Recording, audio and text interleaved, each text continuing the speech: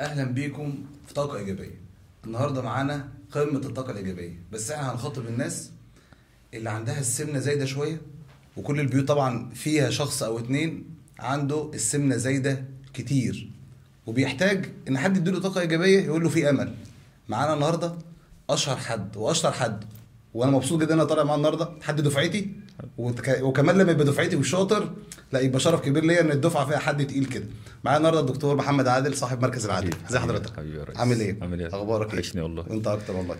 طمنا عليك. الشغل الجامد ده الاول لا انت كده، عايز اقول منور. لك الله ينور والله بجد. حبيبي حاجات حبيبي. شغل جميل جدا انت وحاجات. تستاهل احسن من كده كمان. حبيبي يا ريس. الله زي يعزك يا الفل. رب. انا تمام، كله مية مية. حبيبي الحمد كله لله. تمام. طبعا حابين نعرف، حابين المشاهدين يعرفوا مين دكتور محمد العادل الاول.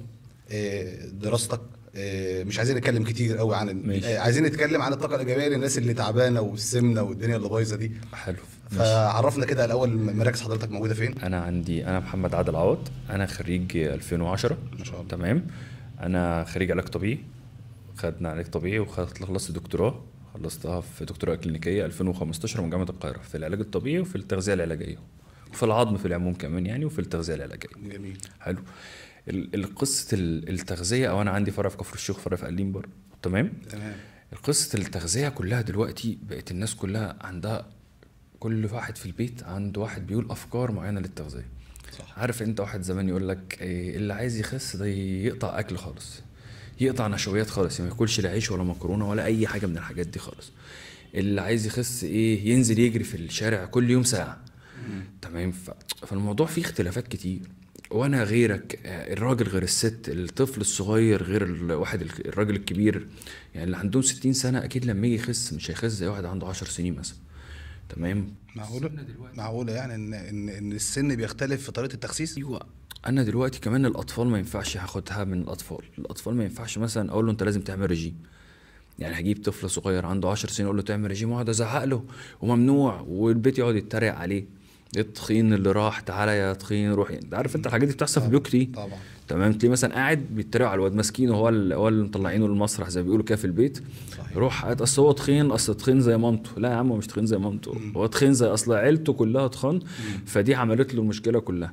ما بتبداش كده.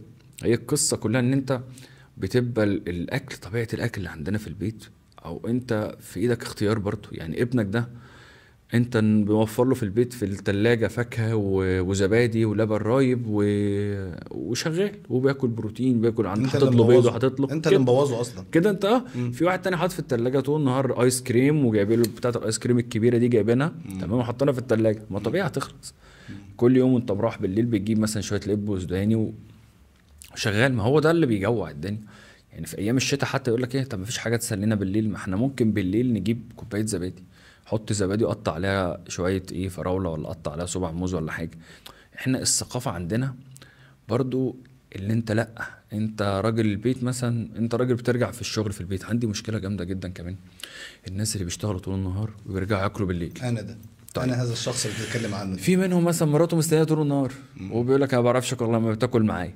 طيب حلو قوي. فانا بقول لها طيب خلاص لما يجي، هو اصلا كده بيضر نفسه مبدئيا. يعني هو هو بيتضر، بياكل ده بالليل قبل النوم. بياكل وينام. دي هو مشكلة. بيضر نفسه. صح. تمام. الست عندنا، الست مفروض على طول الست تبقى جميله، يبقى في ابهى صورتها على طول، شايفه نفسها كويسه. هو الراجل شايف ان الست جميله عشان ما يبصش بره وعينه ما تزوغش برضه. فالقصه كلها ان هي عندها ستريس في البيت، عندها اولاد عايزه تربيهم، عندها واجب، عندها مدرسه، عندها دروس، عندها الناس اللي بتتمرن. فهي الست على طول مضغوطه، فهي ممكن تكون بتطلع غلها ده في الاكل.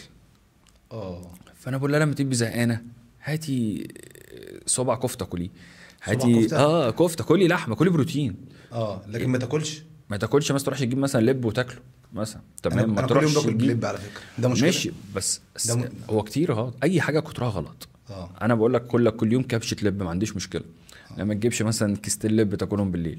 نوع لب معين مثلا بخطير شويه عن كله زي النوع بعضه. التاني؟ كله زي بعضه. كله زي بعضه. انا اسمع ان اللب السوداني حلو. الابيض ده في اوميجا 3 بقى، وما تاكلش غير اللب الابيض لا كله شغال، كله هو قد كف ايدي شويه حلوين ابقى مرضي وابقى زي الفل. خلي بالك احنا معظمنا بيشبع اصلا بعد حاجه بسيطه. بس هو انت قدامك عايز تخلصه بدل ما يبوظ.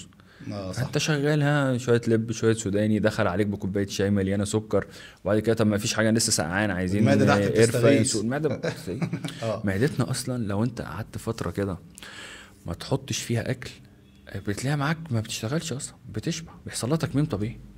يعني في ابحاث اتعملت كده اتعملت في امريكا، ان انت لو قعدت 21 يوم من غير ما تدخل اي سكريات في جسمك، وبتاكل بروتين كتير، وبتدخل نشويات زي مثلا زي البطاطس المهروسه وزي البطاطا والكلام ده كله، المعده بيحصل لها تكميم طبيعي والله. بعد 21 يوم.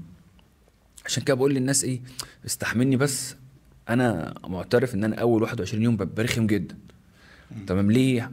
انا عايز اديك طاقه ايجابيه وكلام، بس الطاقه الايجابيه في قدام بقى. ان انت بعد 21 يوم دول هتاكل، اولا مش هيجي لك نفس تاكل، تاني حاجه الحرق هيبقى كويس معاك، هرمونيا الست كمان ولا حتى الراجل، يعني مقاومه الانسولين والكورتيزول هنتكلم عنها دلوقتي برضو. هو خلاص، هو المعده قفلت، فهو بيجي يقول لك ايه، والله انا مش عارف اكل، انا نفسي اكل والله، بس قلت لا مش واكل، ده انا معدتي بقت تتعبني لما اتقل في الاكل شويه. هي دي شطارتها في كده، وانا بفهمها. يعني بقول لها مثلا اول جزء ده احنا مش عايزين ايه ناكل الحاجات دي عشان تنزلنا اكتر. بيحصل تجاوزات، وانا عارف ان بيحصل تجاوزات وغصب عنها. تمام، بس ماشي، بدل ما اكل مثلا 10 معالق سكر في اليوم، لو كل 2 ولا 3 هتمشي. الجسم خلاص هيستجيب ويحرق على طول كتير. فانا بقول للناس، يعني انا بشيد برضو. انت عارف لما بيجي لي مثلا واحد ومراته جايين يكشفوا مثلا، هي جايه تخس، هو قاعد جنبها مثلا، هو قاعد جنبها كده، انا شايف في عينه ان هو نفسها تبقى احسن واحده في الدنيا. يعني ما فيش واحد جه مع مراته وجم الاتنين خسوا وما خستش. بيجي لي قصص غريبه، مثلا يجي لي مثلا 60 سنه، راجل عنده 60 سنه ومراته مثلا لا هي 60 وهو فوق ال 60 كمان، هي مثلا تنزل نص كيلو، هي زعلانه. طب معلش، طب بالراحه، طب انت كويسه، ده انت خس اكتر من كده، ده هو اللي مش. فهو الجانب الايجابي ده والطاقه الايجابيه اللي هي بتاخدها دي، هي بتخليها المره بعدها تاكل في نفسها، تيجي خس اكتر. صح. تمام. انها بقى في قصص تانية بقى يقول لك ايه، اصل انت لو ما خستيش هتجوز عليكي. يا عم اسكت، الله يرضى عليك، خليك جدع كده، كل عيش والله يرضى عليك. هو فتح كلام بس انت كلام. تقول لها كلمه حلوه، انت هتخسر حاجه؟ صحيح. هي الكلمه الحلوه هي بتكمل معاك. تمام. يعني انت عارف زمان كنت مثلا انا عندي كانت عندي، مش كنت انا بزعق جامد للناس زمان قوي، انت ازاي ما خسيتيش وازاي ما عملتيش، وانت كده انا بتربيها، هو اصلا جاي كاره الدنيا واللي فيها، او ما انا انيل عليه اكتر. صحيح. دلوقتي اقول له مثلا ايه، دلوقتي هم اللي يجوا عليا انا، يقول لك ايه، يا عم ما احنا مش خاسين حلو، هو كيلو واحد قليل يا ستي، والله انت كويسه. بقيت انا مثلا ايه، لا انت كده لازم تحاولي تشتغلي، تيجي المره اللي بعدها نزل 3 4 كيلو. انت فاهم قصدي؟ فهي القصه كلها ان انا بدي لك الطاقه الايجابيه، او احنا بنزق بعض. يعني انا بقول للناس النهارده انت جبت ربع كيلو، حلو، المره الجايه اجيب نص كيلو. عندي واحد امبارح قعد اسبوعين ما نزلش ولا جرام، طبعا نفسيته في الارض. يا عم دكتور، طب ايه قلت له بس اصبر، جه وزن لا نفسه نزل 4 كيلو. ما شاء الله. هي دايره، واحنا بنزق في بعض، انا بزق فيك وانت بتزق فيا، وانا بنكمل معاك وانت بتكمل معايا، خلاص احنا رحنا ووصلنا. طب انا عندي سؤال، معلش بدون قطع كلامك. انا دلوقتي بما ان انت بدات تتعامل على نفسيه الشخص اللي قدامك، انت بتقول لي الاول كنت ممكن ازعق في المريض بتاعي ان انت مش ملتزم باللي انت بتعمل، اللي انا متفق معاك عليه وكذا. لما بدات النهارده تدرس نفسيه المريض بتاعك وتشتغل عليه، هل بتلاقي الطاقه الايجابيه اللي انت بتصدرها للمريض بتاعك دي بتاثر عليه؟ يعني انا جيت لك بعد اسبوعين 3 مفيش، يعني ما التزمتش، واديتني طاقه ايجابيه وحسستني ان انا ما افرطتش جامد في اللي احنا اتفقنا عليه وكل الكلام ده، هل بتلاقي ده ليه اثر في العلاج بعد كده؟ طبعا اثر قوي جدا كمان. هو جاي لك عشان تعب اصلا، هو ضعيف بس مش ملتزم. معلش مش مشكله، هيلتزم بعد كده. وانا هعلق له مشنقه. مفيش حاجه، حال الدنيا كله مفيش حد فينا حاله مستقر على طول. زي بقول لك لازم يحصل لك دروب في حياتك وتطلع تاني، لازم تاخد لك كتف وانت ماشي في اي حاجه في الدنيا كده. الحد في الصحه ما بتفضلش على طول كويسه. اي اللي فاتح مشروع، اللي عنده اي حاجه بيعملها في حياته، لازم يحصل لك دروب في النص وتكمل تاني. ما في، انما مثلا يعني لو واحد فينا قال لك والله اصل انا مش لاقي شغل، هتطلع اقعد في البيت بقى وما اشتغلش. اصل انا والله الناس ما بتحبنيش فانا مش حابب شكلي يعني. اصل انا اصحابي بيتريقوا عليا في المدرسه وانا مش عايز اروح المدرسه. بعدين السمنه دلوقتي بقت مرض. صحيح. يعني السمنه دلوقتي بكل انواعها، سمنه موضوعيه، سمنه كلها بقت مرض، وبيصرفوا مليارات الدولارات عشان يخترعوا دواء، علشان يدوا كبسوله، علشان يخترعوا حقنه. الناس كلها بتدور على ازاي تخس. وبعدين جزء من ثقه الواحد في نفسه كمان، لما يخس مثلا كانش بيعرف يجيب حاجه بقى يجيبها بسرعه. في ناس بتقول لك يا والله يا دكتور، ده انا غيرت الدولاب اللي عندي كله، ده انا الدولاب اللي عندي كله بقيت البس حاجات ليا وانا صغيره. وانا قبل ما اتجوز ده انا رجعت مثلا ايه. خلي بالك بقى في حاجات تانية تقول لك ايه. وبعدين هي لما بتيجي برضو احنا احيانا بنبقى حاطين طموح اكتر من امكانياتنا. يعني مثلا يبقى 90 كيلو وقدامه شهر عايز يبقى 60 كيلو. انا برضو ما ينفعش اعشمها. صح. بس انا لو عشمتها دي بديها طاقه سلبيه. انا بقول لها طيب حاضر احنا معاكي زي الفل، احنا عايزين يبقى شكلنا حلو، عايزين يبقى صحتنا كويسه، وهنوصل في الاخر. مفيش واحد كمل ما وصلش. اللي بيكمل يا ريس وبيدوس معاك وبيقول لك والله اصل انا الاسبوع ده كنت معزوم عند حماتي، بس العزوم ده والله انا ايه انا رحت كلت ايه مثلا اتعزمت. ما كلنا بنتعزم تمام، ما انا بتعزم واتعزم والناس كلها بتتعزم. بس صحيح. القصه كلها انت لما بتعك في وجبه في اكله واحده غير لما تعك طول اليوم. صحيح. تمام. مفيش حد بيتخن من وجبه واحده 100%. طب دلوقتي المريض اللي يعني انا خليني مثلا، انا عايز اقول لك سؤال ممكن ما يعجبكش شويه بس هو متداول عند اغلب الناس. متداول عند اغلب الناس اللي هو انا ايه اللي يخليني اروح لدكتور واتابع معاه؟ طب ما انا ابن عمي كان رايح لنفس الدكتور ومديله الروشته، انا همشي على نفس الروشته دي ويلا بينا، بدل ما اكلف نفسي ويديني علاج تاني وروشته تانيه وكشف جديد. في ناس كتير جدا بتعمل كده، واكيد انت عارف. الناس بتعمل كده. 3/4 الناس بياخدوا يقولوا انا كنت ماشي على ورقك والله انا ماشي على ورقك بتاع ابن خالتي يا عم. ما هي القصه كلها مش ورق على فكره. انا ضد فكره الورق دي. انا عارف انت المدرس في الدرس بيديك مذكره تذاكر فيها بالظبط. ايوه الامتحان بيجي من المذكره دي. لا جزء منها وجزء ما بيجيش. تمام. انا بديك الورقه دي ليه؟ يعني مثلا احيانا تلاقيني كاتب لهم بانيه مثلا في الدايت، انهم شريحتين بانيه مثلا، اعمل لهم محشي في ايوه. بس انا ببقى مظبط اليوم. يعني مثلا ايه الفطار مثلا اقصص منه شويه حاطط له في الغداء.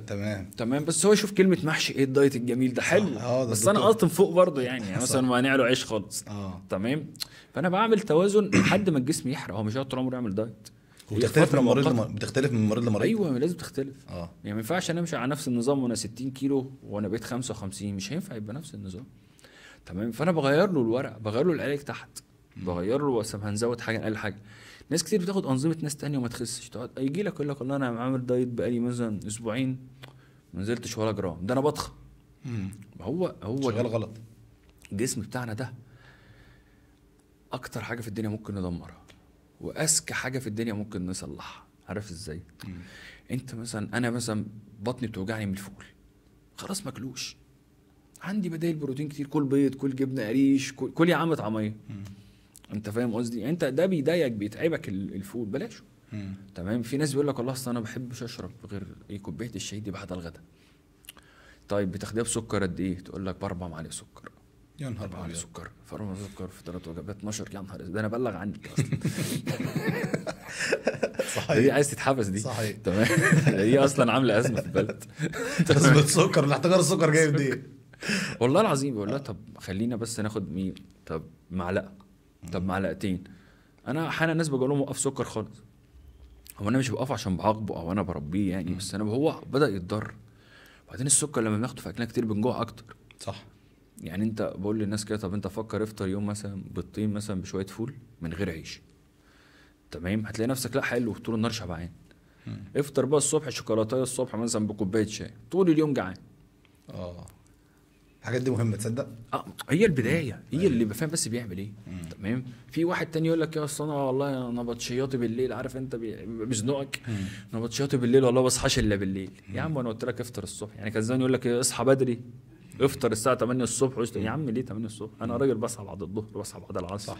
اصحى في خلال ساعه لما تفطر. واقول لك حاجه كمان اخر فطار. اقول لك حاجه ما تفطرش اتغدى وتعشى. ممتاز. حلو. يعني انت رغم ناس كتير ثقافتها ان الفطار ده فطار الملوك. حلو. وتعشى وما تتعشاش وتغدى مش عارف ايه. نتغدى فقير وتعشى غفير وكده. اكيد انت عارف المثل ده. يعني بس الفطار ده اهم حاجه في الدنيا يعني زي ما بقول. هو اهم حاجه. بس فطرت ايه؟ ما انا فطرت حاجه رفعت الانسولين عندي وخلتني جعان على طول. تمام. دلوقتي بقى مثلا خلتني جعان على طول خلاص هي ضرتني. انا جوع كده انا بوظت اليوم. عارف انت كده الاستباحه انت بوظت اليوم كده بتاعك. احنا بنتكلم في حته ايه؟ انت لما تبدا اليوم هذه المعده بتشتغل بالراحه بتلاقي شغاله حلو زي الفل. انت فاهم. فانا بقول للناس ايه طب بالراحه بس طب هتجرب.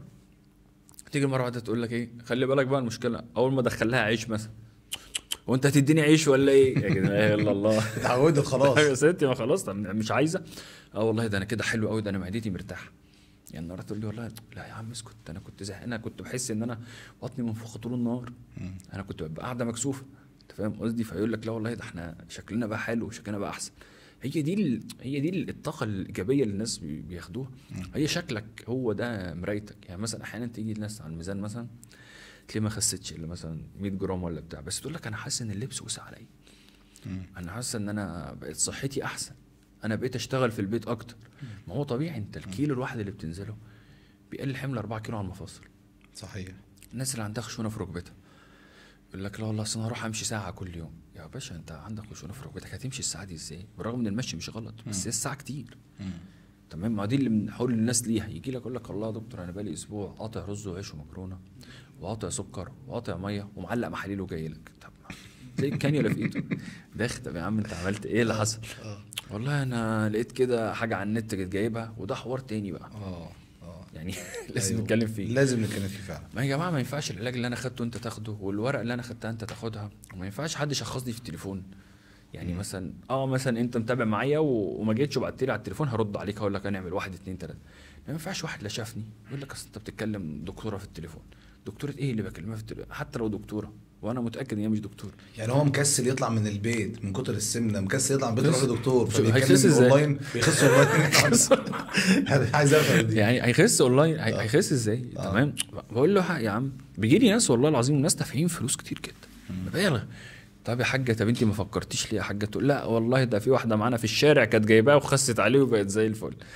طب يا حاجه انت كده احنا كده يعني في ادويه اصلا غير مرخصه. هي معظمها غير مرخصه. اغلب الادويه ايوه ما فيش. ما انت عارف هو اصلا بيبقى دكانه فاتحه تحت بير سلم وبتبعت الحاجه للناس وخلاص.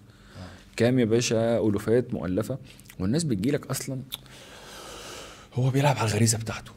هو بيخش يقول لك ايه عايز هتنزل 10 كيلو في شهرين، في 10 كيلو في شهرين، ايه 10 كيلو في شهر، 5 كيلو في اسبوع. ايه طحن بقى اضرب في الكلام ده كله. ايه الاعشاب السحريه اللي بتخلص يا باشا؟ لو شويه الاعشاب دي المشكله كانت الشركات دي كلها قفلت واحنا قفلنا، وان كنا اشتغلنا بقى بالاعشاب وخلاص. صحيح. تمام. انا يهمني ان انت تبقى فاهم انت بتاكل ليه اصلا. طب انا عايز اعرف البرسنتج ما بين الادويه وما بين التعامل اللي بيتعامله المريض او صاحب الكرش يعني مع الدوره اللي انت بتعملها له. يعني دلوقتي انت بتحط له دواء قد ايه مقارنه ب هتاكل ايه وهتشتغل على نفسك ازاي؟ بيبقى في دواء كتير، بيبقى في دواء قليل، النسبه المئويه ما بينهم. بص الدواء ده عامل مساعد، تمام، مش هو الاساس. بالظبط، هو جزء مكمل لشغلك. جميل، تمام. ولازم يتخذ بحرص، ولازم تفهم المريض عايز ايه. الادويه في منها انواع. في حاجات بتشتغل على سد الشهيه، يعني بتنفش في حجم المعده، تمام، فبتديك احساس بالشبع فيبقى جعان. تمام. وفي حاجه تانية بتشتغل على الحرق، بتشتغل على حاجه اسمها الميتوكوندريا. الميتوكوندريا دي المسؤوله عن انتاج الطاقه، حاجه فيها كروميون وكده، فبتزود معدل الحرق بتاعك فيخليك تخس احسن. في حاجه بتشتغل على الوجبه نفسها، يعني مثلا انت اكلت دهون كتير مثلا، ففي ادويه بتتاخد عشان تنزل من الدهون. في واحده مثلا بترضع ليها علاج معين. تمام. في واحده مثلا عندها مقاومه انسولين، فدي ليها علاج معين بتاخده عشان يظبط لها مقاومه الانسولين. تمام. في مثلا الناس الصغيرين اللي لهم علاج معين. الست الكبيره اللي عندها مثلا ضغط وسكر وقلب لازم يبقى تاخد علاج بطريقه معينه. تمام. بس ده ما ينفعش ياخد الناس اللي بتلعب جيم. واللي بيلعب جيم ده ليه نظام غذائي تاني خالص. الطفل اللي بيلعب رياضه ليه نظام تاني خالص. يعني تلاقي الامهات مثلا في الجيم، تمام، خلصوا تمرين للعيال وطلعوا يجيبوا لهم كشري.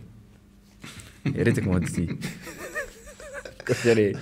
تختم بقى بغذيه ايه؟ طب ما تجيبي له علبه تونه، تمام، تديله كوبايه زبادي. والله مشكله جامده جدا. يعني مثلا الناس تخلص الجيم يقول لك خلاص انا خلصت الجيم، عديت على بتاع العصير كده، شربت من عنده كوبايه عصير حلوه، طيب ماشي. وبعد كده اللي بعده لقيت عنده شويه حلويات، قلت كنت جعان والله يا دكتور. قلت له ما انت لازم تبقى جعان، ما هو انت رفعت السكر كده وجعت. فانا بقول له خلاص ما تروحش الجيم، اقعد في البيت يا باشا، انت خروجك من البيت بيعمل مشاكل ليك. تمام. فبقول له يا باشا ما تاخد، ما تروح، يعني ما بتاكل، كل هات لك تونه، هات لك علبه زبادي، هات لك بيضتين كلهم، هات لك يا عم نص فرخه وانت مروح. انت مزعل نفسك ليه؟ بقول لك معظمنا بندخل اكل غلط. يدخل مثلا الناس اللي مثلا في المدرسه تلاقي البتاع رايح الصبح 3-4 ترغيفه فينو، تمام، وضاربين بقى حاشين بقى لانشون على جبنه رومي على جبنه بيضه على ما فيش ولا ريحه الخضار ده خالص. يعني بروح احط شويه فلفل اللي هي فلفل الوان، خيار، جزر، يا باشا اعمل له بانيه الصبح، بس اديله بروتين. صحيح. اديله حته بروتين، اديله صدر فرخه الصبح وهو رايح. المشكله ان الناس مش فاهمه يعني ايه بروتين. البروتين ده في ايه؟ يعني ثقافتنا احنا أيوة. كمصريين ماشي. ما نعرفش البروتين ده جوه ايه، الفيتامين فين، اللي مش عارف انت فاهم، الحديد اجيبه منين، يعني ما يعرفش الاكلات اللي فيها النسب دي، فدي مشكله. الحاجه الثانيه اللي عايز اسالك فيها ان بتوع الجيم النهارده بيروح، انا بروح جيم، بلاقي الكوتش اللي معايا في الجيم هو اللي بيديني الورقه اللي انت بتديهاني على فكره، فبالتالي بقى خلاص بقى دكتور ايه، مع الدكتور هنا في دكتور وكوتش وكل حاجه، بتلاقي طبعا الكلام ده. انا بروح جيم اصلا بسمع الكلام ده، بس هو يعني ما يعني لقاني بقى شغال كده، يعني هو قعد يتكلم معايا ما كانش عارف انا شغال ايه اصلا. تمام، فانا عادي بقى ماشي يا باشا، حاضر طيب تمام زي الفل وبتاع. يعني هو بيعمل لك كده فعلا؟ هو عمل لي كده بس يعني ما سبته برضه، انا ما بحبش احرج حد صراحه يعني. طب يعني سبت اديته فرصته خالص. بيتكلم صح، بيقول كلام صح ولا كلام صح وحاجات غلط؟ حاجات في حاجات بالخبره، في حاجات انت بتتعامل مع جسم انسان. يا جماعه جسمنا ده امانه اصلا معايا قبل ما يبقى امانه مع اي حد تاني. برافو عليك. ان انا جسمي ده ربنا يحاسبني عليه. برافو عليك. تمام، انت حافظت عليا هيكمل معاك، جسمك هيصونك مش هيخونك زي ما بيقولوا كده يعني. انت فاكر ان انت والله اصل انا بص انا بحب الاكل قوي، انا بسمع من الناس يقول لك ايه، بص بقى انا بص اكل كل حاجه واديني حاجه تخسسني. يا عم هنشتغل بعض.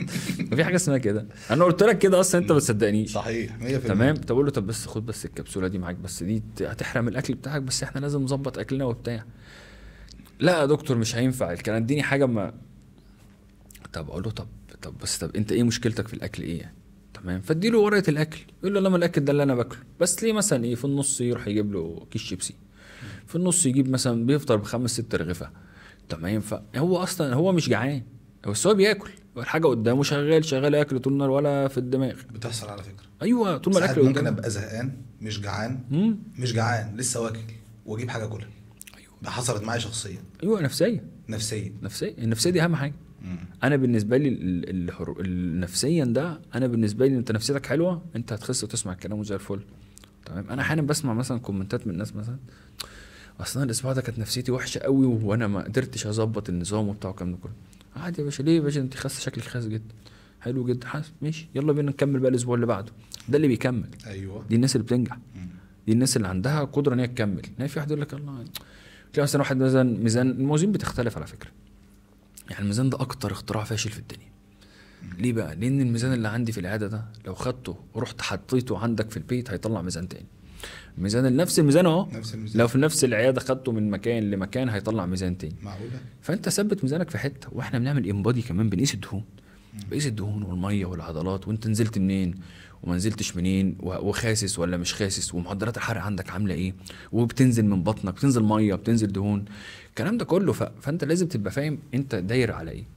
طب في فكره ان نزلت منين وزدت منين والحاجات دي انت بتقدر تتحكم فيها؟ يعني انت كنترول على الحته، انا مثلا عايز بالكرش كتير بس انا يعني انت اكيد من غير ما اوضح في الاماكن الجسم. يعني لو عندك سمنه موضعيه حته سمنه في مكان معين انت عايز تنزل دي بس والباقي تمام، حلو، بنعمل لها جلسات. بس انا لو مش مظبط اكلي برضه بدل ما اعمل 5 جلسات هعمل 20 جلسه. دي ساعتها بتدخل في جلسات باجهزه بقى بنتعامل زيها زي العلاج، عامل مساعد. ايوه، بس الاصل في الموضوع الاكل. التعامل انت بينك وبين الاكل، اكلك، افهم دماغك، افهم جسمك، العب على هرموناتك، ظبط هرموناتك. عندنا هرمونين مهمين جدا، هرمون الانسولين وهرمون الكورتيزول. الناس كلها مركزه على الانسولين اللي هو بتاع السكر، بطن كبيره، هرمون انسولين، مقاومه انسولين، وتكيسات مبايض، وبريود مش مظبوطه عند بنات، وتاخير في خلفه، وتاخير في مشاكل كتير جدا. تمام، وكل بقى ايه يعني، ما الناس تيجي لا طب واللي هيتعمل ده هيأثر على ما هو اللي انا هضرك نص في المية، انا هعملها ليه؟ صح. تمام، يعني انت اصلا جاي البطن مليانه والحته، فانت محتاجه مثلا تظبطي حاجه معينه. يعني بلاش اكل بالليل، خلاص يبقى نظبط انا وانت بنزق بعض. انا شايف بقول انت اغلب الناس اللي بتتخس حريم ولا؟ طب انا اقول لك اغلب اللي بيقولوا ستات. اغلب ستات. يعني كام في المية من الرجاله؟ مثلا 80 20. بس الرجاله بيسمعوا كلامي صراحه يعني. وبعدين الراجل عارف اديله في جنابه يعني، عارف انت ازاي يا عم تظبط يا عم ما شدش عيب بقى الكلام ده وبتاع، فبيشد. تمام. وبعدين الراجل تعرف تنزل صورته قبل وبعد. صح. تمام. انما الست لا، مش عايز حد يعرف ان انا بعمل ايه ولا باخد ايه. مفيش حد يعرفني ولا حد يعرف انا باخد ايه ولا بعمل ايه. ودي حاجه حلوه خلي بالك يعني. برضه بحترم ان مثلا هي بتعمل حاجه وخلاص بقى هي دايره في سكتها، فخايفه حد يشوفها، فخلاص انت اي حاجه يعني هي هتنجح كده، هي هتنجح بطريقتها دي. فانا بحترم الموضوع ده يعني انا ما هتيجي تقول لي ايه هي مدام كذا بتجيلك وبتاع، لا ما تجيش، ده قليل ان هي بتيجي عندك هنا. قلت لها خلاص هي تقول انا مالي. تمام. وانا ممكن ابقى فاكرها اصلا، بس انا عمري ما دي ما اقدرش اتكلم فيها ليه. هي مش عايزه تقول لها يا عم انت بتسال ليه اصلا انا. وبعدين ان انت داخل تكشف، انت مالك انت بغيرك. صح. طب هي خست ازاي؟ مش عارفها اصلا. تمام. فيجي اللي بعدها يقول لك يا دكتور محمد ده جت سالت عليها وانت قلت لها ما تعرفهاش. قلت لها وانت لو جيتي سالتيني برضه اقول لك ما اعرفهاش. قالت لي قلت لها مين اللي انت بتتكلمي عنها دي؟ بس قلت والله برافو عليك يا دكتور محمد ان انت ما قلتلهاش. ومش اي حد يفهم الكونسبت ده اصلا. ايوه يعني انت ما شاء الله او ما شاء الله انت ما بين مجال طبي ما بين مجال نفساني، بتتعامل مع المريض بنفسيه، بتتعامل مع بروفيشنال بحته ان انا لا مش في اسرار هو امانه معايا. انا بقول للناس كده انت امانه عندي. انت امانه عندي في باب العياده اول ما تخش لحد ما تخرجي منها. تمام. ما ينفعش مثلا اروح اقول لك اجيب يجي واحده ولا يا عم اسكت ده ما بتخسش خالص، وانا قاعد على قهوه، انا راجل دكتور وقاعد ولازم احافظ عليك. صح. فاهم قصدي؟ انا بقول للناس كده لا انت امانه عندي لحد ما تروح، لحد ما تخس وتوصل. انت عايز تقول بقى انت قول. صح. انت عايز تقولي قولي. تمام. فالكورتيزول مثلا مش هطول عليك كتير. الكورتيزول ده بيجي من قله النوم. الناس اللي بتنامش كويس الحرق هيتاثر. تقول لي اصل انا بفكر اصل عندي مشاكل كتيره، وانت عمرك حليت مشكله وانت نايم؟ يعني جت فكره دماغك بالليل وانت نايم عملتها؟ عمرها ما اتحلت. صحيح. تمام. يقول لك اصل انا بالليل بعرفش انام والله من كتر التفكير في ايه يا فندم. انت عارف المدارس ولا يعني انت لو فكرت بالليل العيال بكره المدرسه الواجب هيتحل في المدرسه ولا يعني هي خلاص انت ده وقت النوم نام. وقت الشغل يا عم بحلها حلال بقى، انت اقعد بقى لطش في نفسك، انتوا اتخانقوا مع العيال الصبح اقلبي فامباير اقلبوا الصبح مع بعض، بس خلاص خلي الوقت للنوم. وده اخطر حاجه جدا. يعني اللي عايز يخس ويظبط نفسه ويبقى صحته كويسه يظبط نومه، يشرب ميه ويمنع السكر. 3 حاجات دول. ظبط نومك واشرب ميه وامنع السكر. انا بقول للناس كده هم دول اهم 3 حاجات عندي. نام كويس، اشرب ميه وامنع السكر، وكل اللي انت عايزه بقى. اشرب ميه قد ايه؟ والله دي اختلفوا عليها. قال لك الوزن على 8، وبعد كده قالوا لا 2 لتر ميه 3 لتر ميه. انا بشوف مثلا واحد ما بيشربش ميه خالص، تمام، ما ينفعش اقول له اشرب 2-3 لتر ميه. ده جزء برضه من الطاقه الايجابيه اللي موجود. هو جاي لك دكتور انت هتقول لي اشرب ميه، يا عم اشرب كوبايه في اليوم. بس انا حاطط يعني خطه معاه ان احنا مثلا في خلال 3 شهور هنبقى بنشرب 2-3 لتر ميه في اليوم. جميل. تمام. خلاص يعني خلاص احنا ظبطنا وبنشرب ميه، خلاص هو بيتبسط. هي القصه كلها في الزقه الاولانيه. صح. الزقه الاولانيه ده هو زق ودار وعرف يكمل. ناس كتير قوي بعد اول اسبوع ما كملوش. قلت لك يا عم لا يا عم ده انا هموت، ده هيموتني، ده انا بابا كنت ده انا رحت علقت محاليل في المستشفى ورحت تعبت. يا عم ما بعلقش محاليل انت، وانا عامل لك ايه اصلا؟ نسبتهم قد ايه دول؟ نسبة الناس اللي ما بتكملش ونسبة الناس اللي بتكمل. اللي بتكمل مثلا 20-25%. يا نهار ابيض. نسبة ممكن اقل من كده كمان. اقل من 25%. أيوة. بيكمل معاك الدايت من اول اسبوع او 2. اول اسبوع وبعد كده لا اصل انا بص اصل انا طب شوف لي حاجه سريعه. والله لو في حاجه سريعه هديها لك والمصحف وانا اخبيها عنك. وانا ساحب. طيب انا عايز اسال بالنسبه لل 20% بتاعت الرجاله، بالنسبه لموضوع التدخين اخباره ايه مع السن؟ السجاير اصلا بتسد الشاي. ما انا اللي اعرفه ان انت ممكن تقول لي دخن وانت هتخف. ده برضه عامل نفسي مهم برضه. ده برضه هي السجاير مضره. صح. مش هشجع الناس تشرب سجاير.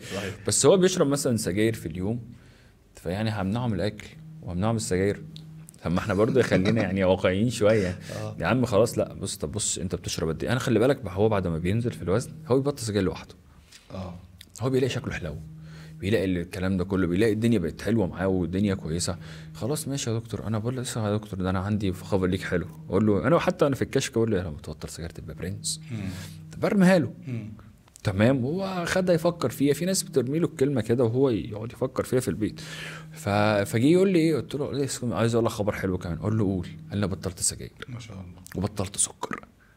تمام. هو فرحان بقى، هو قاعد قدامك، هو كان داخل من امك اهو تحت عينه سمار وتعبان وداخل لابس كذا حته فوق بعض، لابس لبس فوق بعض، لا داخل لك لابس تيشيرت لابس بتاع. بتفرق نفسيا جدا اللبس كمان. بتاثر عليك انت شخصيا لما بتلاقي أيوة انا بيبان على وشه داخل. اه انا العين بعرف ان هو داخل عليه كده والله، ده مظبط او مش مظبط، بتبقى وشه منور. عارف بتخش لك كده لا محلو ما شاء الله، لا انت الله ينور. تمام تمام كده. قلت له مش عايز. احيانا بيجي ناس والله مش وزنك انت جميل كده زي الفل. قال لي ايه؟ ما هو انت اللي بيشوفك في الشارع ما يوزنكش، بيقول لك لا والله انت شكلك خاسس حلو قوي ما شاء الله، انما يقول لكش انت كام كيلو. صح تمام. فهي القصه كلها هي الطاقه الايجابيه، الطاقه اللي احنا لازم نصدرها في حياتنا، حتى في شغلك حتى في اي حاجه.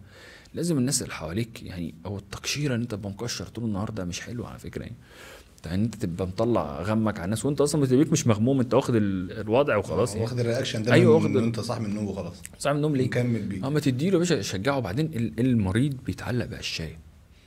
تمام. يعني احنا حتى في العلاج الطبيعي كمان يبقى هو داخل يعمل عمليه. تمام. فحاضر ماشي، طب بس قول لي بس انت المشكله في ايه وبتاع. وناس كتير قوي ما بيعملوش عمليات وبيخفوا زي الفل، ناس كتير جدا. تمام. لان الجسم بيحصل له تكيف على الوضع بعد كده وخلاص والموضوع بيطير يعني. اصل هو مش عامل حادثه وجاي لك يعني، هو بقى له مثلا في القصه دي 10 سنين وشال شله تقيله ظهرت معاه. المرتبه يعني مرتبه مش الطبيعي ان الست تشيل مرتبه في البيت، هو ده مش طبيعي خالص. صح. طبيعي ان هي اتنين يشيلوها مع بعض. صحيح. تمام. مش ولا ما تشيلهاش هو خالص. الرجاله اللي تشيلها مش ما فيش الستات. رجاله ما بيساعدوش الست في حاجه في البيت. يعني الراجل بتاع الست في البيت ده يعني يبقى راجل طيب ويخافوا عليه وما يقولوش لحد عليه. تمام. بس فهي القصه كلها انت شلت شيله تقيله مثلا، حصل لك مشكله، ما انت حصل لك مشكله بسبب وزنك، بسبب الحمل زياده اللي انت حملته، بسبب الكلام ده كله. النهارده واحد بيقول لي ده انا والله اصل انا كنت مش عارف بشيل ايه، مش عارف شوال مثلا 50 كيلو. يا عم 50 كيلو فوق دماغك ايه يا عم؟ هو انت يعني ما انت بني ادم برضه. صحيح. انت انسان برضه. تمام. انت جاي لك الحاجه دي لازم تظبطها ولازم تعملها ولازم تحافظ على جسمك. يا جماعه صحتنا امانه والله العظيم. والله ما في احلى من طعم الصحه. يبقى صحتي كويسه. صح. انا صحتي كويسه هكسر الفلوس بتتعوض، معلش الست بتتعوض. تمام. كل حاجه الاولاد بتعوضوا، الولاد بيتعوضوا، بس الصحه ما بتعوضش. انت لو وقعت كل حاجه ضاعت. وانت قلت كلمه جميله قوي في البدايه، ان انت هتتحاسب عليها قدام ربنا لان هي امانه. أيوة. ربنا اداك جسمك امانه. انت ده معاك ربنا سبحانه الله خلقك عندك. ما انت في ناس عندها مشاكل وفي ولاد بيتولد عندهم مشكله وعندهم تاخر في النمو او الكلام ده كله. ما هو دي برضه دي ربنا يعني ربنا يكرمهم ويشفيهم ويعافيهم يا رب يعني. بس هو ظروفه كده تمام. مفيش حد هنا كامل. صح. تمام. بس انا اللي معايا حافظ عليه. صح. انا شويه الصغيرين اللي معايا دولت اخلي بالي منهم عشان هم اللي هيكملوا معايا. برافو عليك. طيب النقطه الاخيره اللي عايز اتكلم معاك فيها ونقطه مهمه جدا، انا بشوف ساعات كده وانا بفر في النت كده، بشوف ناس بتخس من حقنه، من حاجه كده اللي هو يقول الحقنه دي خسستني. يعني انا ليا طبيب صاحبي بدون ذكر اساميه يعني، حبيبي زيك، حقنه في الثانيه في الثالثه هوب بقى ممثل الفلاني خس، اللي مش عارف ايه الفلاني خس. فبحس هل دي شطاره من الدكتور نفسه انه توصل لعلم معين محدش عارف يوصل له، ولا الحقنه دي اوريدي موجوده قدامك او بتتعامل بيها بس احنا ما عندناش الناس اللي هي المشاهير والكذا بحكم ان احنا مثلا في كفر الشيخ او كذا. بص ففهمني الحته بتاعت الحقن دي. هي الحقن دي عايزه مهاره الدكتور برضه، خلي بالك. لازم الدكتور عشان يتعامل بالحقنه دي يبقى برضه فاهم هو بيديها له ازاي وبيديها جرعات ازاي. تمام. هي الحقن دي حقن بديل تكميم. بديل التكميم. في منها ماده اسمها سيماجليتايد، انا مش عايز اكركب الدنيا على الناس، وماده اسمها ليراجليتايد، وماده اسمها تريزابيتايد. تمام. بعيدا عن الثلاث اسماء اللي انتوا مالهاش انت مالكش، انت راجل مريض ما انتش عايز توجع قلبك. صح. بس هي ماده مترخصه. تمام. مش تحت السلم ولا حاجه. في حاجات بقى ما انا هقول لك اهو، في حاجات بتيجي تحت بير السلم. فانت خدها باسمها زي ما هي متصنعه كده وخدها. تمام. يعني في حاجات دلوقتي نزلت السوق مؤخرا كده مش مظبوطه. تمام. وعملت مشاكل لناس وعملت كام انت اعرف نوعها ايه او الشكل الفايل بتاعها ايه. هي نازله في فايلات فبتاخدها بتشوفها بتبقى نازله بدون قطع كلامك، بتبقى نازله بشكل معلش يعني، والسويسريه والامريكيه والانجليزيه والفلاير بتاعها شكله عامل ازاي، تحس ان هي حاجه مستورد بقى. ايوه ده بيشتغلوا عليها كويس جدا في الماركتنج. ده بيتعرف الحاجه النظيفه معروفه، والدكتور اللي انت رايح له هو عارف الحاجه النظيفه عمره ما هيغامر بيك، عشان الحاجات دي بتشتغل على الهرمونات اصلا، فلازم تتاخد بحرص جامد جدا، ولازم بتنزل وزن. يعني ما يجيبهاش اونلاين. لا خطر جدا. يا نهار اسود. ده في ناس ده في امريكا او في انجلترا مش عارف فين، في هناك ناس ماتت وعملوا ابحاث ليها ان خدوها غلط. تمام. خدت الجرعات زياده، هي خست حلو، فقالت لك لا زود بقى كتر منه. حلاوه كتير كتر منها يعني. تمام. يعني احنا شغالين بيها مع ناس كتير جايبه نتائج حلوه جدا. 5 كيلو في اسبوع. مش هقول لك بس مش كل اسبوع اجيب 5 كيلو، بس لما تنزل 5 كيلو في اسبوع، الاسبوع التاني تنزل 3 كيلو، الاسبوع اللي بعده 10 كيلو مثلا في شهر، ولا في 40 يوم. ده يعني رقم كبير. يعني انت شغال بيها بناء على طلب من المريض، ولا بناء على انت شايف ان انا الحاله دي تستوعب؟ بعمل له ايه؟ انا بشوف الحاله مثلا جايه لي، مثلا احنا طول عمرنا بنخس الناس من غير الحقن دي. جميل. تمام. بس في ناس خلاص عزيمتها باظت، او خلاص ما بقاش عنده امل انه يخس تاني، او عايز يروح يعمل عمليه تكميم. تمام. طيب يا باشا، في حاجه كذا ممكن ناخدها، بس بتاخد على جرعات كل اسبوع بناخدها بطريقه معينه، بتعمل شويه مغص في البطن مثلا لو انت عكيت في الاكل. يعني في ناس بياخدوها مثلا ما يحسوش ان هم جعانين خالص، يقول لك انا ما كنتش جعان، ما كانش لي نفسي اكل، جيت واكل شوكولاته. طب ما تاكل بيضه، طب ما تاكل حته جبنه قريش، طب ما تاكل اي حاجه. فاحنا كمان هي المفروض الخواجه اللي صنعها قال لك خدها كل اسبوع، احنا ممكن نديها العين كل شهر مره. ليه بقى؟ عشان هو فهم ازاي يلعب معاها، ازاي يخليها ممتده المفعول معاه، وبتجيب نتائج حلوه، بتنزل دهون وبتنزل مقاسات وبتعالج خلل هرموني، هي جميله. تمام. متاحه عندك، موجوده التريزابيتايد دي ماده المونجارو. تمام. وحاجه اسمها وجوفي اللي هي السيماجليتايد. الوجوفي دي ماده مترخصه، والسيماجليتايد دي اللي هي المونجارو مترخصه، بس ليها جرعات. يعني المونجارو دي بتبقى جرعات مثلا من كام؟ من 2.5 ل 15. يوم هو واحد راح جايبها من على النت، خاله جاي من السعوديه ولا من اي حاجه، هات لي قلم معاك، يجيب ايه بقى؟ هات ال10. ما انا خالتي برضو لسه عندها سمنه، عمي فلان، وهنشترك احنا الثلاثه بس هاتيك خبطها في كتفه، مغص واسهال هو حمل على جسمه جامد.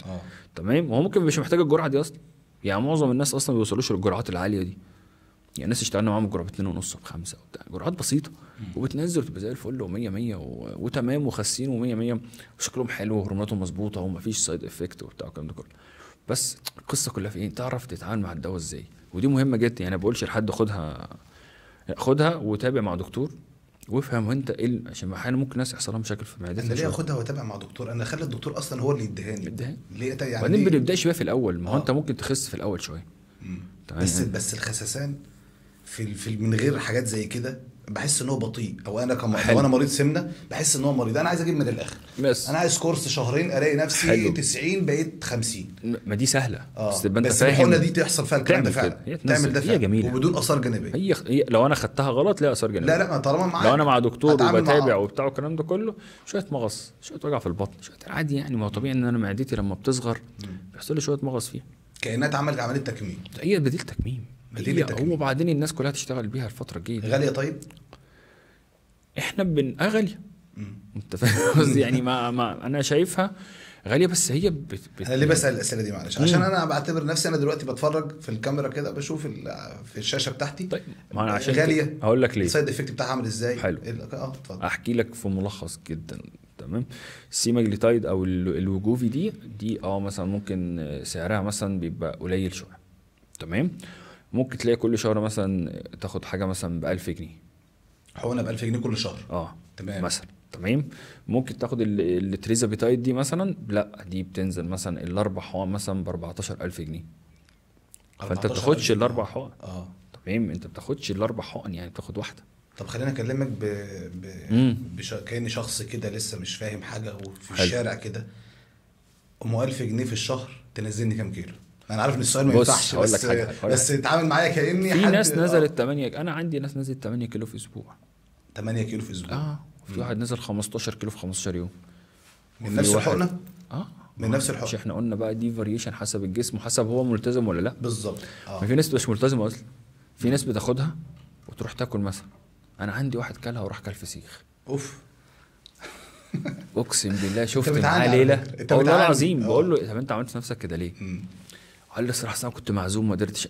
هو طبعا بهدل الدنيا، هو تعب جدا. هو ليه؟ ما هو ما اشتغلش عليها صح.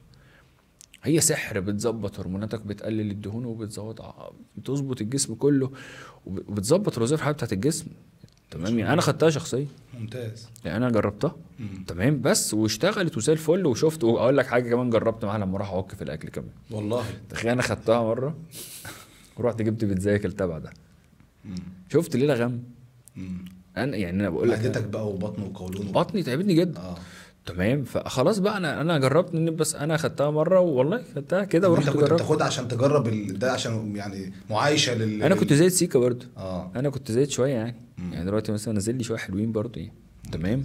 بس ايه كنت زايد سنه وكنت بقى يعني ما كنتش باين انا تعرف طويل وبتاع كده فلا. فدلوقتي لما نزلت مثلا مقاسات اتغيرت بقيت البس حاجات يعني احيانا بيخش عليا ناس العيادة دلوقتي والله العظيم. هو دكتور محمد فين؟ محمد مين؟ دكتور عادل الكبير فين؟ والله العظيم 3 كذا حد كده يعني. حد ناس شغالين معايا بدأوا ايه يشكوا في يا دكتور محمد هو في ايه؟ الست بتقول لي كانت بتجيلك بتجيلي من 7 سنين مثلا. فانا شكلي اتغير من 7 سنين. صحيح. فتقول لي كنت بجيله من 7 سنين والله بس هو ايه اللي حصل له خير؟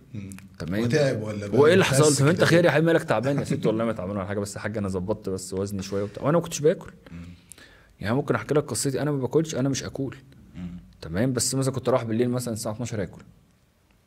تمام. كنت مثلا افطر الصبح مثلا اجيب مثلا سندوتش فول وسندوتش طعميه وسندوتش بطاطس. تمام. كنت باخد سكر كتير على القهوه. كنت بشرب قهوه كتير بطلت اشرب قهوه خالص. تمام. كنت الميه دي كانت انا طول عمري بشرب ميه. الميه كانت ظابطه معايا. بس حته الوجبات التقيله كنت باكل مثلا كتير. اكل الام صعب قوي. اللي بياكل عند امه كتير ده بيتعب جامد جدا. صحيح. فلما جت الفكره كلها انت عارف انا قصتي جت ازاي في حته ان انا اخس دي. انا كنت معزوم عند ناس صحابي في رمضان وقعدنا نفطر كنا في سحور. قعدت اكل كتير جدا فول وبيض وبطاطس. بص بقى اكلت كتير جدا. اكلت كتير قوي. فالموضوع حسيت ان انا ايه ده. لقيت نفسي متصور واحنا قاعدين مع بعض يعني بص على نفسي كده قلت اخي ايه ده انت عملت كده ليه؟ انا عمري كنت تخين.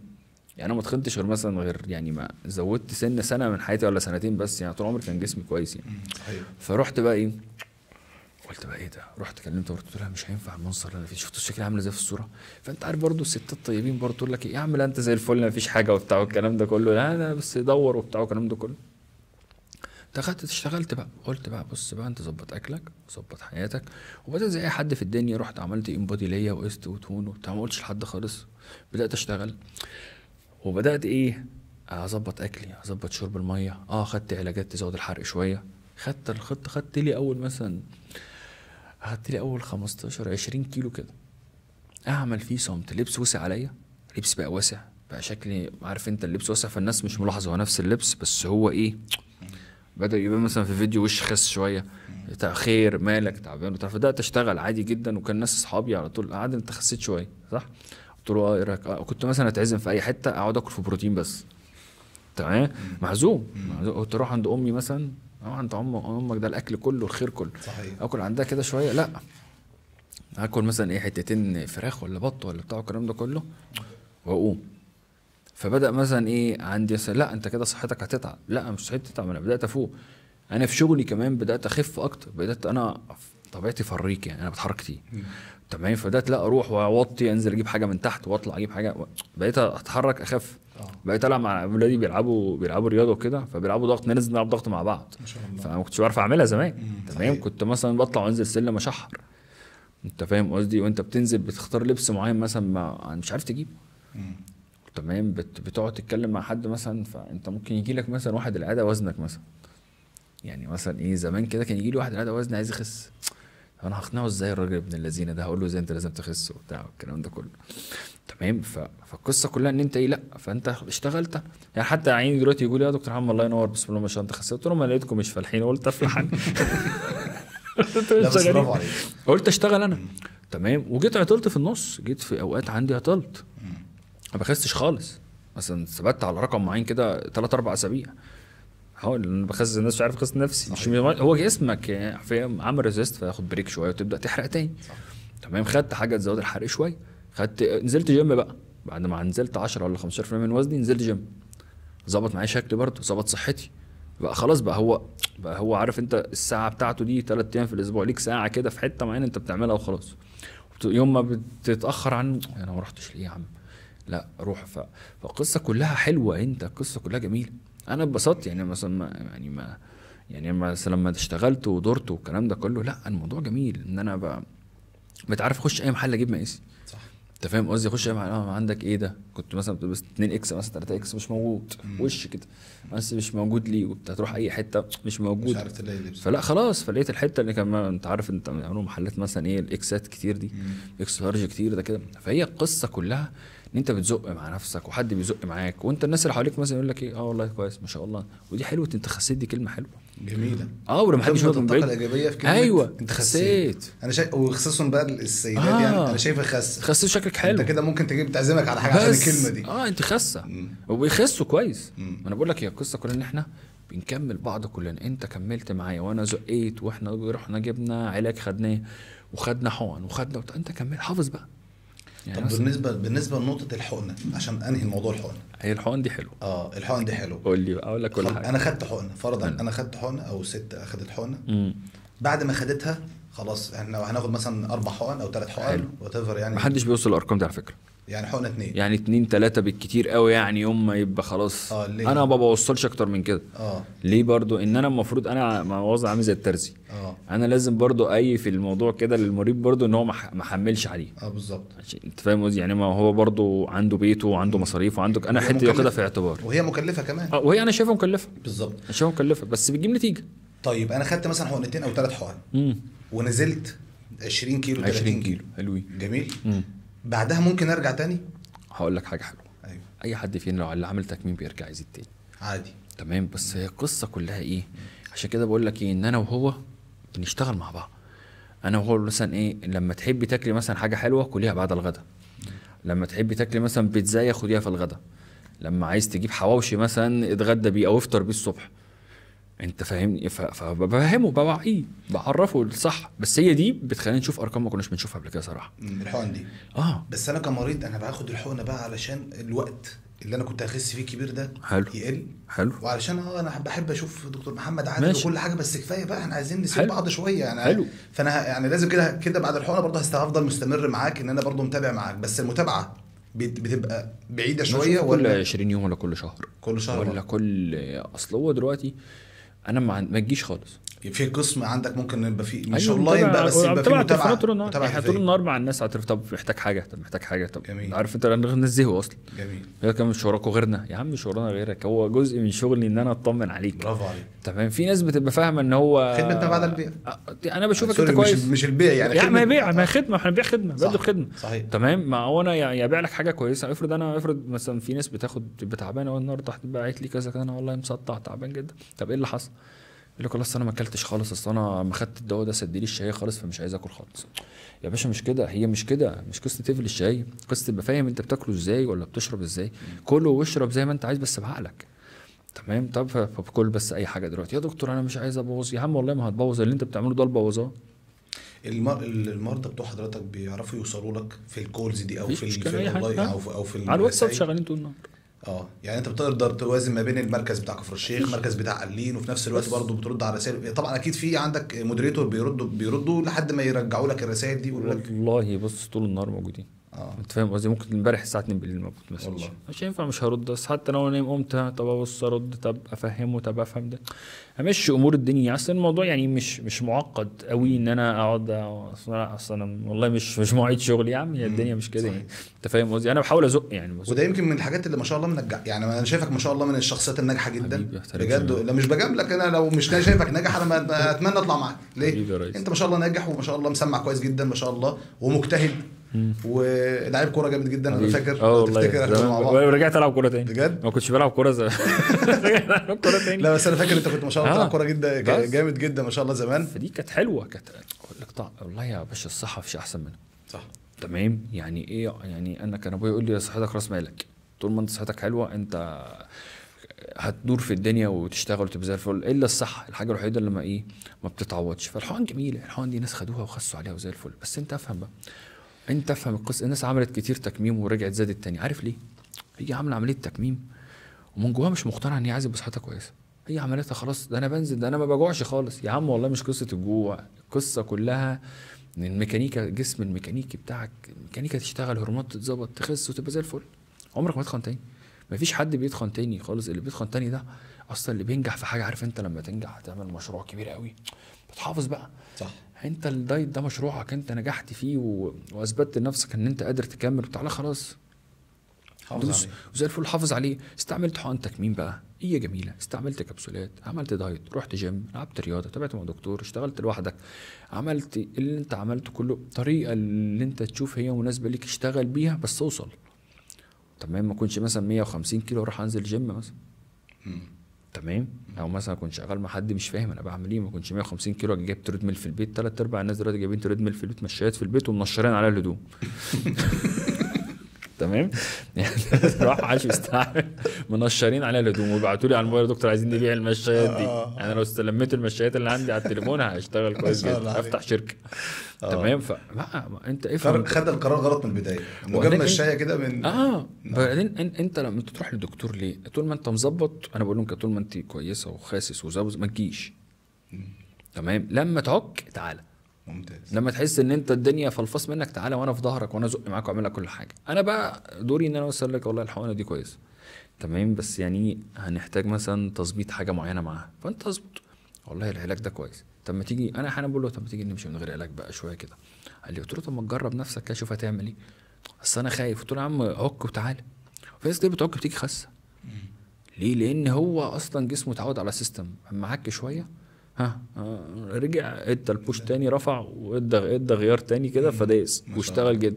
انما محدش يقول لك ايه، اصل انا كده كده عندي مشكله في الحرق، اصل انا جسمي ما بيحرقش، اصل انا عندي مشاكل. ده كده بتصدر نفسك الغم ليه؟ يا عم جرب يا عم شهر.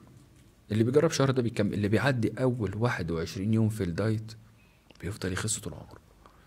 او احسن كلمه طاقه ايجابيه دي، يعني كده 21 يوم. اتعب بس 21 يوم. احنا فاضل على رمضان كام يوم؟ 21 يوم. سبحان الله. اظبط لحد رمضان بالصدفه. اظبط لحد رمضان. يعني قلت لك استخين على رمضان وعزومات رمضان يا عم. هو انا قلت لك ما تاكلش في العزومه دي وجبه فطار، بس لما تيجي تكسر فطارك افطر على تمرتين وشرب كوبايه من صلاه المغرب وارجع كل مش هتعرف تاكل. صح. انما احنا بنجي ضرب كوبايه العصير الجميله، ما يعرفش يصلي المغرب اصلا بعد، ما يعرفش يقوم اصلا صلاه العشاء. صح. تمام، لا خالص. ده في ناس بتقول مثلا يا ريت تخلي فطارك بعد العشاء، بعد صلاه العشاء. كل المعده هديت، ما تحملش على معدتك، والاكل مش هيخلص يعني. انا عارف اول اسبوع ده بيبقى فيه بقى كل الخير عند الناس كلها. الناس مش متعوده على الصيام قوي فبتبقى جعانه فبتاكل، بس غلط جدا. بتحمل على معدتك بطريقه وحشه، تلاقي 3/4 مستشفيات تلبك معاه بقى تك وامبيزيم وكله بيضرب في ادويه وبتاع، ومعدتي وانا مش قادره وانا تعبانه وانا مهبطه وانا مدروخه، السكر رافع والسكر نازل. طب ليه ما تاكل؟ والاكل مش هيخلص يعني. الاكل اول 3/4 اول يوم في رمضان ده بيقلبوا تاني يوم تالت يوم الاكل بيفضل مكمل معاهم فيه. فخليه رابع خليه اسبوع حتى عشان ما تطبخوش كتير، عشان تركزوا في الصلاه وفي العباده وكده. بس القصه كلها ان هي ايه؟ عقليه. طول ما انت دماغك فاهمه انت محتاج ايه وعارف تلعب مع جسمك كويس، هتخس وانت حاطط رجل على رجل تبقى صحتك حلوه، مش هتحتاج دكتور كمان.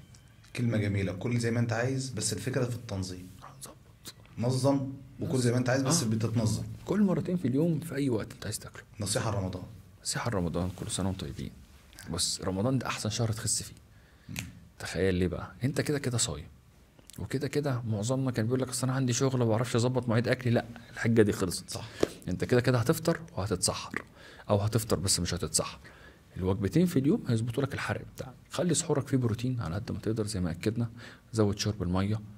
انا عارف يبقى فيه عباده والكلام، والعباده بتبقى كتير شويه، فنزود شرب الميه كتير جدا، نقلل من المخللات بالذات في وجبه السحور. تمام. الفطار لما نفطر ناخد 3 تمرات كويسين مع كوبايه لبن رايب او كوبايه زبادي او كوبايه ميه.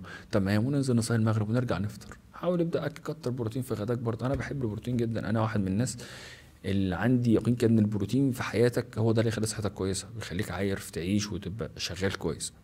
انت فاهم قصدي؟ فانت افطر، خد بروتينك، خد اللي انت جسمك محتاج له، خد الحاجه اللي جسمك محتاج لها، هتلاقي نفسك الدنيا ظابطه وجميله وزي الفل. تمام. وقله الاكل بتجيب المرض، يعني ما تمنعش نفسك من الاكل خالص علشان تخس وتبقى صحتك كويسه. كل اللي انت عايزه، عكيت مره خلاص اقلب وخش على اللي بعده، كمل. عكيت يومين كمل برضه، انما ما جيش بعد اسبوع مثلا عك خلاص بقى، خلاص ابدا بقى من جديد. اقفل على الموضوع وخش على موضوع جديد، خلاص نعيد تاني. انما ما تقولش اصل انا بخلي كل سنه طيب رمضان وعيد وحلويات رمضان وكنافه وقطايف. ما تاكل الكنافه والقطايف، بس بدل ما اكل مثلا نص كيلو خد حتتين وهتشبع وهتبقى راضي وتبقى زي الفل. بس على الهادي وهتوصل ان شاء الله. عايزين نعمل يوم عندك حاضر بمناسبه الحقن اللي احنا بنتكلم عليها دي، عشان اتسالت كتير جدا عنها. يوم زي يوم رياضي، يوم للتخسيس، يوم يعني ماشي. عايزين اوفر حلو كده، بما ان انت جيت لنا فسامحنا بقى معلش هنضغط عليك. حاضر. نعلن فيها عن الحقنه دي. احنا مش بنتكلم جدعان حقنه معينه، احنا مش ماشي. بنتكلم على حقنه هي معينه. شركه معروفه، الشركه بالظبط. في شركات كتير بتعرض الحقن دي. الشركات اللي احنا بنتكلم لا عليها هم خلينا نتكلم، هم شركتين، شركه اسمها ليلي وشركه ايفا اللي هي اللي جايباها، اللي هي اللي جايبه التريزابيتايد اللي هي مونجارو، والوجوفي دي بتاع شركه نوفو. هم الاثنين مترخصين ومعروفين في العالم كله يعني. تمام. مش سري. تمام. والوجوفي ده في نوفو اللي هي السيماجليتايد، والتريزابيتايد ده اللي هو المونجارو. ومتاحين عند حضرتك؟ متاحين في اي حته. طيب نعملها ازاي؟ انت عايزين نظبطها يوم كده، ان ندعو الناس ان احنا يوم للتخسيس، يوم للطاقه الايجابيه. ماشي. نعمل لهم يوم نجرب فيهم كده. نختار. اقول لكم حاجه حلوه يعني، ممكن نعمل ايه؟ ممكن نختار حالتين. تمام. نشغلهم في الموضوع ده، نديلهم جرعتين مثلا، جرعه ونصور معاهم قبل وبعد، وهم يقولوا الفيدباك بتاعهم ايه. برافو عليك، فكره ممتازه. شوف انت انا ما عنديش مشكله في حاجه. تمام. انا موضوع يعني الحاجه بدل فيها خير وبعد ما هتفيد ناس يعني. انت شوف، انا مع انتوا بمعرفتكم هتشوفوا الاثنين. تمام. 2 رجاله او 2 ستات عادي جدا. تمام. بنطلب لهم شويه تحاليل كده، ممكن نشوف اي حد من حبايبنا يعمل لنا التحاليل بتاعتهم. تمام. نطمن عليهم، نشوف التحاليل دي الحقن دي تنفعهم ولا لا. طب خلينا حاله واحده، مش عايزين نكلف عليك. لا، حالتين عشان نسمع راي وراي اخر. طيب بس ما يكونش واحد ومراته يعني. هيغلبوا بعض في البيت اصلا. يعني عايزين 2، هنختار 2 مثلا، هندي لهم الجرعه الاولانيه دي. تمام. ونسمع منهم ونجيبهم يحكي لي طب انت تعبت، دخت، صدعت، هبطت، يحكي تجربته. ممتاز. تمام. ويقول لي والله انا تعبت، والله دخت شويه، لا والله تاني ممكن تاني تقول لك ايه، والله ما حسيتش باي حاجه، انا كنت جعان. تمام. صح. هتسمع حاجات حلوه، هتسمع حاجات، ما مش كل الناس زي بعضها زي ما قلنا. صح. تمام. وهنقول لهم الدايت بلان بتاعنا والبروجرام، عاملين بروتوكول ليها اصلا. جميل. تمام. بنمشي عليه ونكمله، ونصور معاهم قبل ما ياخدوها وبعد ما ياخدوها بعد 10 ايام مثلا. برافو عليك. ونقول ميزانهم بقى كذا وبقى كذا وخلاص، ويطلعوا يعملوا ريفيو على الحاجه، هيطمنوا الناس. ايوه، اصل ده لازم الخبره، الورد في ماوس ده هو اللي بيطمن الواحد. صح. انا كدكتور يقول لك انا دكتور يا عم عشان عايز يشتغل، عايز يعمل، يا عم مش عايز يشتغل، انا بقول لك الحاجه الجديده وخلاص. طول عمرنا بنخس الناس من غيرها، بس هي حاجه حلوه بتزق معانا. وبدل عمليه التكميم، بدل ما اعمل عمليه وادخل وبنج وكذا، الله. في ناس بيجوا لي بقول لهم روح اعملي عمليه. تمام. يقول لي خلاص انت مش نافع معاك الحقن ولا بتاع. اصل هي برضه بص ما ظبطتش في دماغها برضه. انا عندي واحده منهم يعني، حاله من الحالات كده، كل شويه تلومني بقى، بتيجي تقول لي يا ريتني ما سمعت كلامك يا دي نيره السوداء، ما انت قعدت تحايل عليكي تبطلي اكل وتظبطي الدنيا. قالت لي بس يا ريتني ما سمعت، وهي بتحبني جدا، وهي قلت لها طب بصي نروح نعمل عمليه. انت شايف كده؟ قلت لها ما هو انت مش مساعداني وانت مش مظبطه معايا اي حاجه، فخلاص تعالي نعمل عمليه، برغم ان دي كلمه تقيله جدا على قلبي نقول لها نروح نعمل عمليه اصلا. صح. تمام. بس قلت لها خلاص روحي، وهي بتاعتي يعني، العميل بتاعي والست بتيجي ترتاح لحد دلوقتي. والدكتور اللي بتدل عليه برضه الدكتور روحي تعالي نعمل عمليه، هكلم لك حد من اصحابنا تمام تعالي اعمل لك عمليه وتعمل لنا عمليه. فهي دلوقتي جت تلومني بتقول لي يا ريتني هي خست. بس عارف انت فضيت. الست برضه لازم يبقى عندها سنه جماليه شويه، ما ينفعش ست تبقى فاضيه كده. الراجل ممكن يخس عادي جدا، انما هي لا، هي الميه نزلت، ترهلات كتير، الموضوع ما بقى دمه تقيل، هي ما بقتش مبسوطه. هي عرفت تقول لي يا ريتني ارجع اتخن تاني زي الاول. فالقصه كان انت لما ما عادش ينفع هترجع تتخن تاني، لو عكت تتخن تاني، لو ضغطت على نفسها تضغط، لو ضغطت هتضغط يعني. انا محجمه يعني شويه. تمام. بس انت لو ضغطت نفسك هتبوظ اي حاجه بتعملها. بس افهم بس ايه اللي جسمك محتاج ايه وتعرف تتعامل معاه. هتخس من غير دكتور اصلا يعني. حتى بدي لهم الورقه دي، بقول لهم خدي ورقه الدايت اقريها بس ما تمشيش عليها، عشان الدايت عمره ما كان ورقه. الورقه دي كجايد لاين ارشادات ليك وخلاص. بس انت بتاكل عندك ايه مثلا؟ في ناس تقول له مثلا كل لحم، ما عندناش لحمه. طيب مش عندك ايه؟ عندك عدس، هناكل عدس.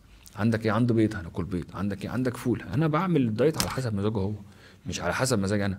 ان احنا ظلمنا الناس اللي كل سمين عايز يبقى عنده نحافه، ظلمنا الناس اللي نحيفه عايزه تبقى سمينه. هل في حد بيجي لك اصلا؟ كتير. يعني موجودين في المجتمع حد بيطلب. خلي بالك برضو احنا عايزين نصلح فكره برضو معينه. هي النحافه دي سببها ايه اصلا؟ ممكن يقول لك ايه ده انا باكل طول النهار بس ما بتخنش. ما بيجي لك واحده كده يقول لك انا طول النهار، ولا واحد يقول لك انا باكل طول النهار بس ما بتخنش ليه؟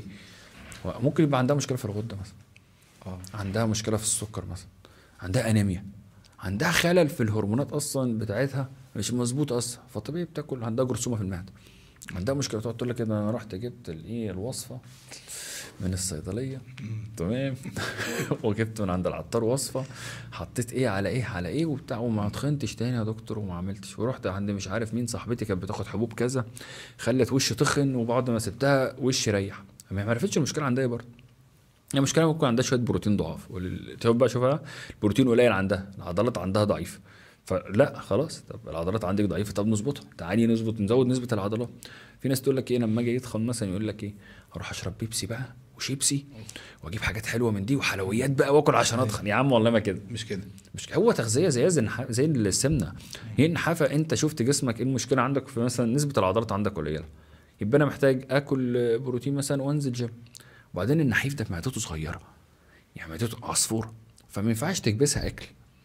يعني انت المفروض تبدا تفتحها بالتدريج، وده بياخد وقت في العلاج. وانا بفهم برضو الناس، بقول له هي معده صغيره اصلا، يعني انت مهما تديها من اكل هي مش هتستحمل، هترجع، هيجي لها عسر هضم، الاكل مش هيتظبط. فقصه النحافه دي برضو لازم تبقى فاهم. احنا لما بنقيس لها مثلا الدهون والعضلات وكده، بنلاقي عندها مشكله ان دهونها كويسه جدا تمام، بس عضلاتها ضعيفه، فانا عايز ازود عضلاتها، فبديها اكل مناسب لتزويد العضلات، وبنزلها تلعب رياضه مثلا تمام.